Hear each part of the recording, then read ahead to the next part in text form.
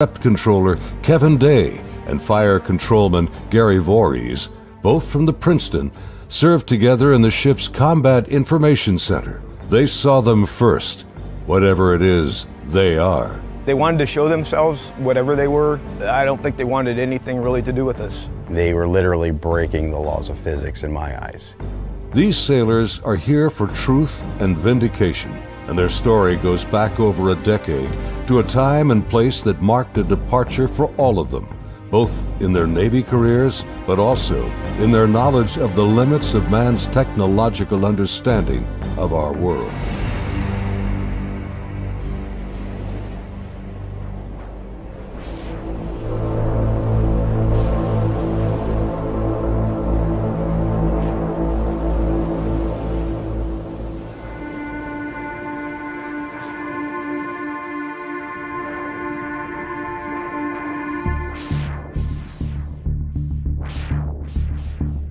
Looking out over the ocean toward the horizon, sun, sea, and sky form an endless vista, a never-ending cycle of tide, wind, and waves.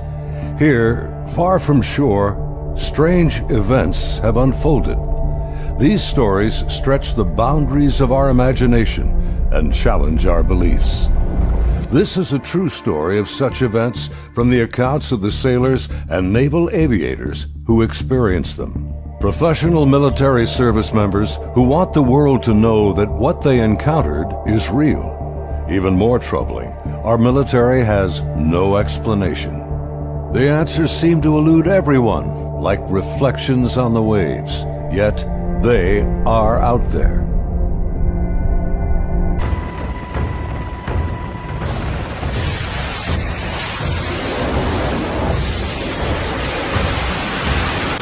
November 10th, 2004. 90 miles southwest of San Diego, California, in the Naval Operations Area, the Nimitz Carrier Strike Group and her complement of warships and the aircraft of Air Wing 11 are conducting a routine 2-week training exercise. Nearby, the guided missile cruiser USS Princeton has been tracking unknown aircraft that appear and disappear from her sophisticated Aegis radar screens. The Spy-1 Bravo radar is one of the most advanced sensors ever deployed. Princeton's main role is air defense of the strike group, and Operations Specialist Senior Chief Day is in charge of protecting the airspace around the Nimitz. And my job was to man the radars and ID everything that flew in the skies. And I also sat a position called Anti-Air Warfare Coordinator, where if we ever had to go to war, I was the guy that was going to launch the missiles and kill shit. In addition to that, I was the Air Intercept Controller. When the Super Hornets take off the carrier, I'm the guy that takes control and takes them to the fight and gets them home safe. And there was a lot of experience in that room. The captain had 28 years, I had 18 years. And the Aegis ship is our newest weapons system afloat. It's got the Spy-1 radar system, the phased array radar system, and I was an expert on that. Inside the Combat Information Center, Chief Day's attention is focused on a group of unknown aircraft on the Spy-1 screen. He's trying to identify them. I was on watch, and we were probably 100 miles, I forget how far exactly that day we were, off the coast of San Diego southwest, kind of off the coast of Mexico, Baja. And I started to notice these weird tracks that were popping onto my radar coverage right around San Clemente Island. And the reason why I say they were weird, because they were appearing in groups of 5 to 10 at a time, and they were pretty closely spaced to each other, and they were 28,000 feet going 100 knots tracking south. And in the back of my mind, I'm thinking, you know, that's kind of odd. I mean, I don't know anything that flies like that. They weren't on the comm air routes, the commercial airline routes. I wasn't really that concerned about them. I didn't consider them hostile for any reason at all. Another watch or two, as I'm watching, the same formation appeared again. And over the course of 3-4 days, it probably counted up to that point, groups of 5 to 10 at a time. There were probably 50, 60 tracks by then. Today, Kevin and Gary are still looking for answers. They've known each other for over a decade since their Navy days. Gary was a third-class petty officer and fire controlman back then. I worked on the Aegis computer system on a CG-59 guided missile cruiser, the USS Princeton. I'm in charge of CC and data recording and maintaining and operating all the mainframes that run the system.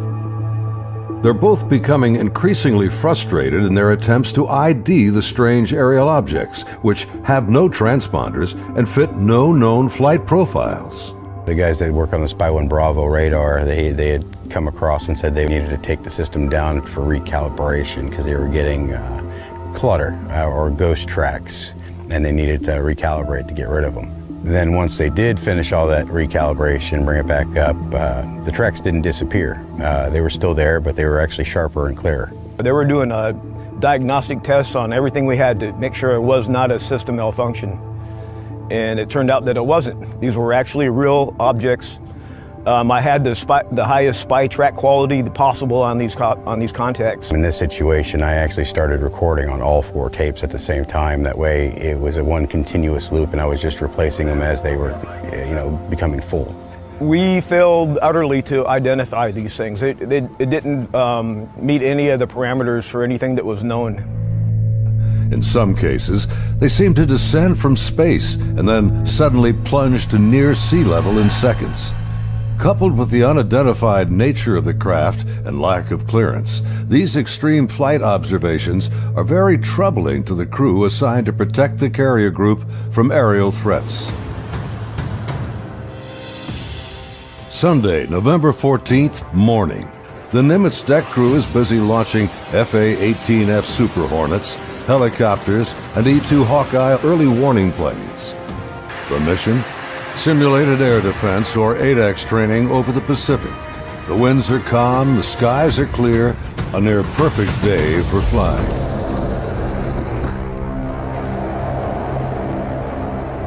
As they launch, the Black Aces squadron has no knowledge of events happening nearby. In the back of my mind, that's when I determined I was going to become concerned about these objects, is we were getting ready to launch a whole bunch of aircraft in that same piece of sky. Fast Eagle climbs out to 20,000 feet and heads to the cap station about 40 miles south of the carrier. The cap is a rendezvous point used to form up with the other airplanes. Just 25 miles separation. The commander of Fast Eagle has over a decade in the air wing. His wingman for the day is a new pilot, a young officer on her first carrier deployment. She's paired with a senior pilot, her backseat weapons system officer for the mission. He will manage navigation and the advanced radar and targeting pods on the aircraft.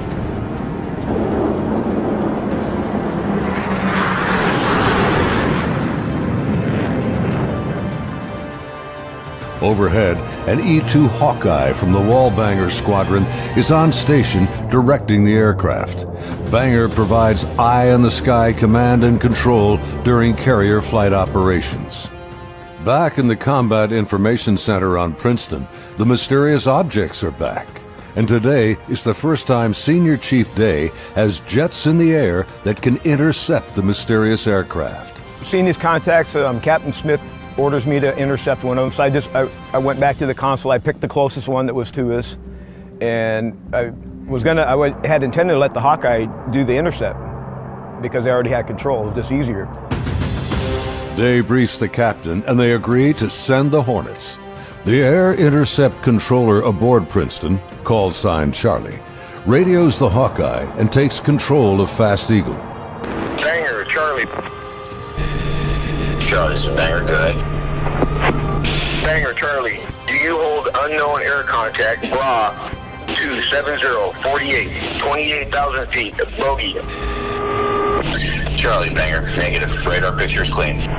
The E-2 radar operators have been frustrated in their attempts to get a radar return on the unknown aerial target the Princeton is tracking. Even with their 24-foot radar dish, they can't get a lock on the object. Banger, Charlie. Transfer Fast Eagle flight to Charlie Control, button 13. We have a real-world tasking for them. Charlie, Banger, roger. Fast Eagle, Charlie, stand by for real-world tasking. Charlie, Fast Eagle, send it. We vector towards that position in the sky, and real quiet on the radio. I'm just giving them BRA calls, which is bearing range altitude, to these unknown bogey group. And basically I'm just telling their crew where the object is, the bearing from them, and the range from them, and the altitude, so they can drive towards it. Contact BRA 27041, 20,000 feet, bogey, snap, 270, over. Roger, bearing 270, 41 miles. 100, go trail. 100. Say state. State 12,000 pounds. Clean, do you have it? I'm trying to get a track on it now. They sent link 16, but my radar picture is clean. The next radio call takes everyone by surprise. Fast Eagle 110, say loadout. 110, what's your weapons loadout? Yeah, the tactical action officer, the TAO, jumps on the radio. Her name was Lieutenant Elders, and she just point blank asked the Fast Eagle flight if they were carrying any type of weapons. And there was a stunned pause on the radio. Wings clean, Princeton. We just have CADAM training missiles, and they're not coming off the rail. We're in an exercise environment, and the last thing we wanted to do is start shooting stuff. Now the controllers have the pilot's undivided attention. Normally, the squadron doesn't carry live ordnance when training. What do you guys think that was about? What, about the loadout? I have no idea. Maybe it's drug runners or something. Yeah, it could be. Or a lost assassin out of SoCal. I don't like this. Fast Eagle Charlie, contact BRA 16034, 8,000 feet, bogey.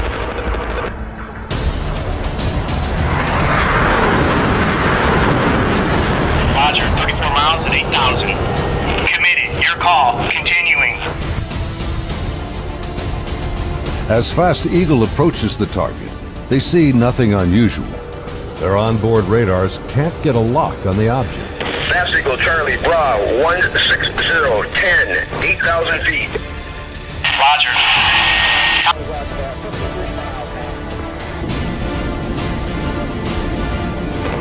Fast Eagle Charlie, merge plot. Basically what the merge plot means on the radar, you got two objects in the same vertical piece of sky, so when I'm looking at the 2D display, it looks like a one radar blob now. Confirm the object appears stationary. I had it at 17.7. Showing, again, basically no airspeed on it. Hey, you guys seeing us? What is that?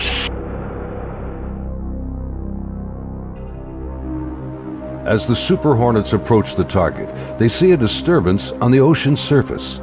It's about the size of a 737, and it looks like something could be just below the surface.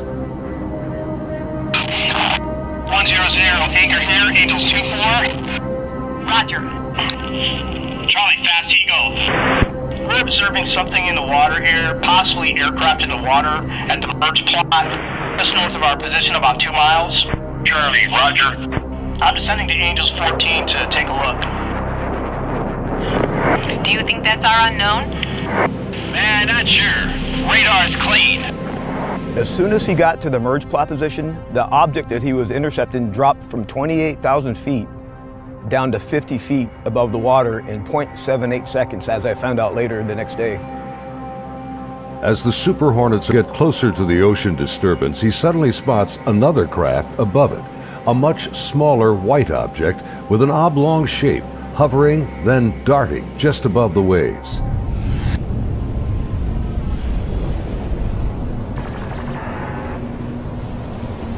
The object is moving around erratically, seemingly focused on the white water.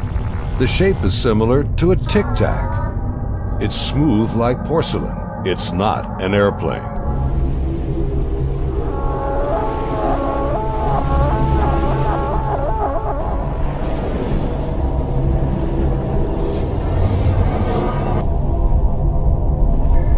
Suddenly, the object begins to rise into the air.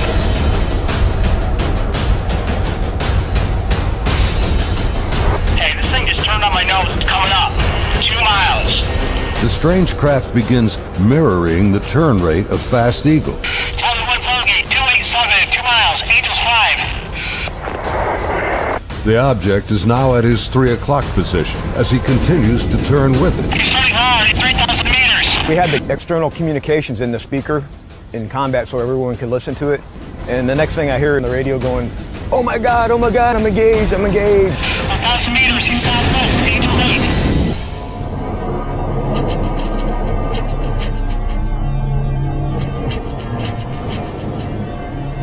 The commander is now about a mile away as he maneuvers his Hornet to get behind the unknown craft. It's about the size of an F-18, about 47 feet long, and it has no wings. As the dogfight unfolds, he quickly turns and dives to bring his jet's nose ahead of the object to close the distance.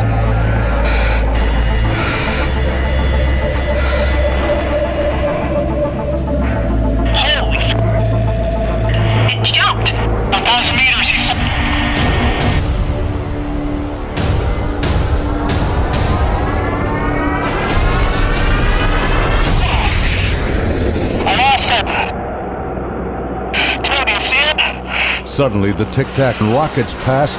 It's gone beyond the horizon in the blink of an eye. I saw it go 137. No tally. That didn't just happen. Say again. Fast Eagle Charlie, sir, you're not going to believe this, but the bogey group is now back at your cap station.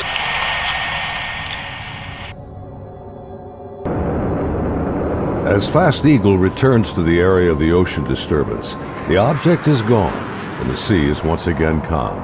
Soon, they land on the ship.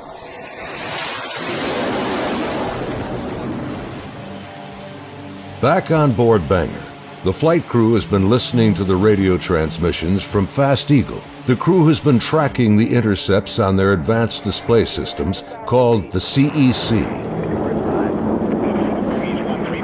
One of the radar operators, who wishes to remain anonymous, describes hearing the fear in the pilots' voices, and he knows this is no drill. I had a good friend who flew on the Hawkeyes. We've been calling him Roger to protect his identity because he didn't want to come forward at this time, but he wanted to contribute to the story to verify that it actually happened. So there were 5 people in the airplane. Roger would have been sitting in the radar officer seat, which is towards the back middle of the plane. To the side of each one of them, or behind them, depending how the chair's rotating, is a window. Suddenly, his attention is drawn to something outside the Hawkeye. He and the entire crew watch in disbelief as a tic-tac object suddenly forms up on their E2 and then just as quickly shoots away from sight. The crew is left in disbelief.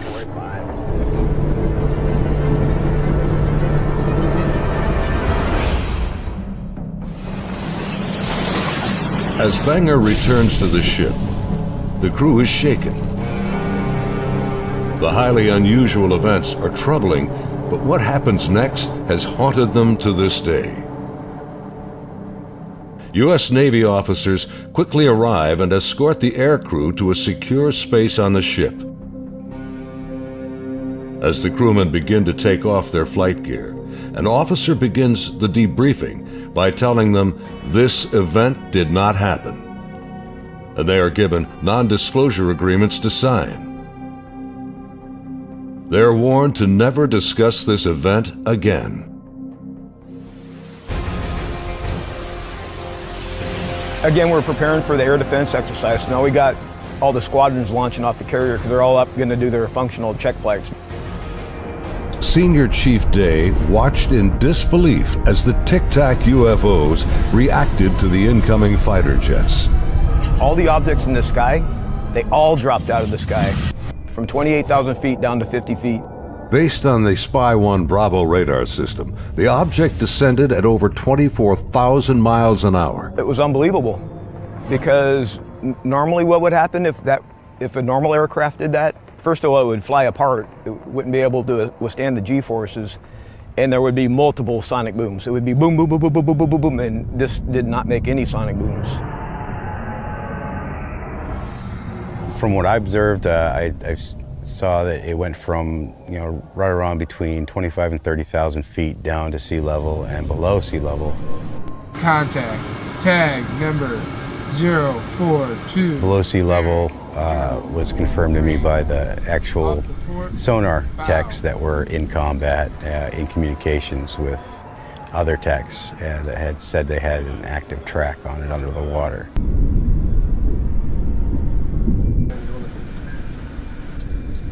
They're talking with their sonar guys on the sub that was with us, and I mean, I was told directly that it did go underwater. It went from being in the air to underwater. From what they were saying, it was going averaging about 500 knots under the water. So it did slow down when it hit the water, but it didn't affect it inertially. After the intercepts, both Kevin and Gary climbed up to the ship's bridge wing to get a better view of the objects through the binoculars. We go up to the bridge wing and look at them through the big eyes, which is heavily magnified binoculars that are out on the bridge wing of the ship. Even when I was off watch, I was usually up in combat anyway, and I was sitting at the console. I just picked the closest object to us, and I got the relative bearing from the ship, slave over to the relative bearing of about the right altitude, and saw this white light in the sky. The movements were smooth to erratic. They just moved from one point to another. It was always a very sharp and clean movement. It always felt like a constant speed, not like speeding up. Just it needed to go to that point, and it decided to do it at this speed. And then it would just go from nothing to the speed they were going to go, and then stop at the next point. Meanwhile, back on the Nimitz, aviation tech Patrick Hughes is working to secure the classified data recorders from the Hawkeye that encountered the Tic Tac. We pull out their hard drives. We call them RMCs. We call them bricks because they physically heavy like a brick. But they contain the software to run the airplane. And they also record a lot of the data that the aircrew sees during the flight. So we take the removable stuff, we take it out, we go downstairs, back to our shop. Patrick's job involves tracking the chain of custody of the hard drives.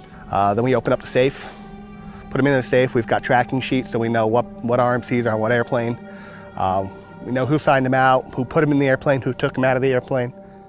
As he gets ready to wrap up the mission, there's a knock on the door. Our commanding officer's there, two other guys in flight suits who I'm assuming were Air Force officers, because pretty sure that's the insignia they had on. But they were not on the ship earlier. I did not see them come on the ship, so I'm not sure how they got there. But the skipper basically said, I need the bricks off the flight. We opened the safe, we put them in the bags. He took them, he took his two anonymous officers and left. The officers, with the classified hard drives in hand, soon board an HS-60 Seahawk helicopter and leave Nimitz.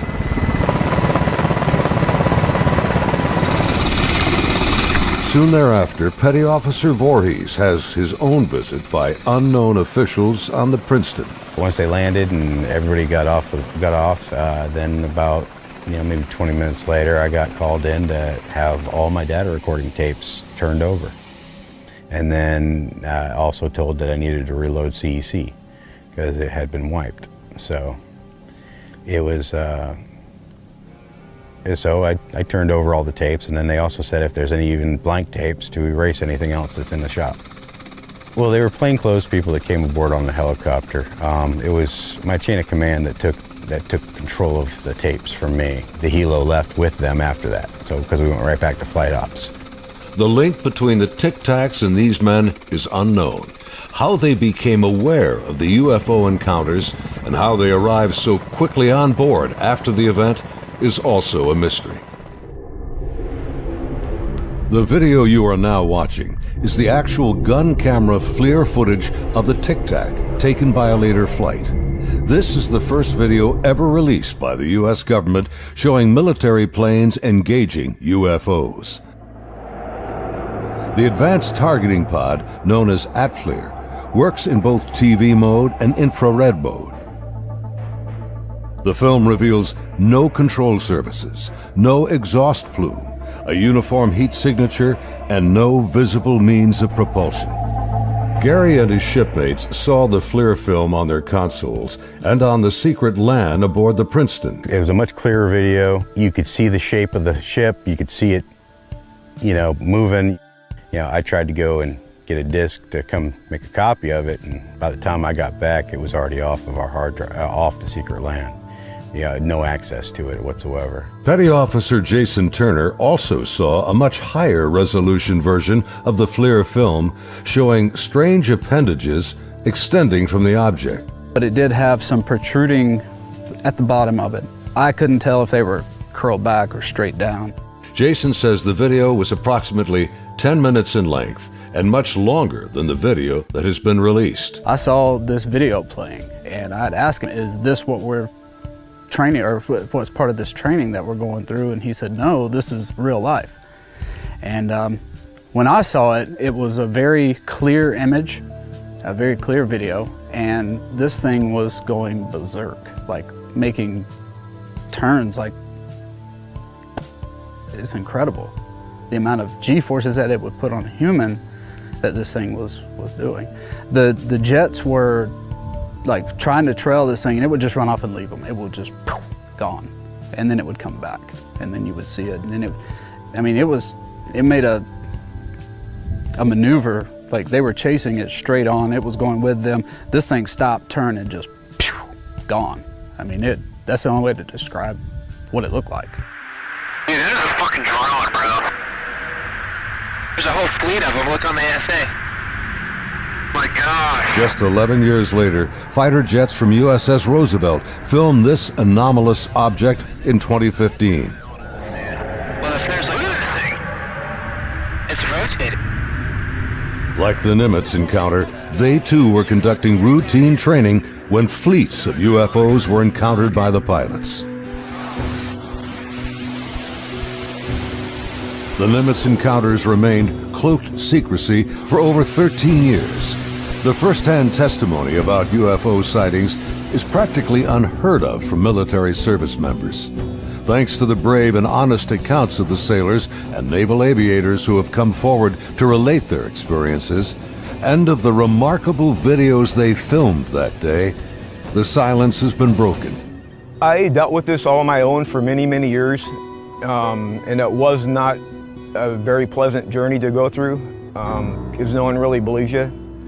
But now things have changed, and anyone out there that's struggling with this and wants to reach out, there is now a group that you can reach out to and get help and support and vindication. It's honestly been a little relieving to be able to actually talk about it and how important that event really was, and not just keep blowing it off.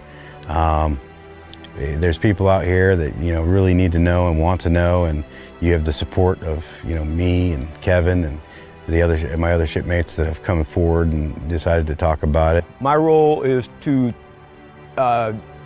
describe the story and convince people that yes, this event really happened and these objects were really real, but what they are, I have no idea. It is something. I want to know what it is. That's the whole reason I chose to come forward to contribute to the story, because there is a story here, there is more information here. And the more of us that talk about it, the better chance of the full story coming together. And it's vindication for us that other people are looking into it, and we finally tell our story and people listen. If you need to get a hold of us or would like to talk to any of us, Kevin, me, or any of the other guys that have come forward, there'll be an email address at the end of this video that you can contact.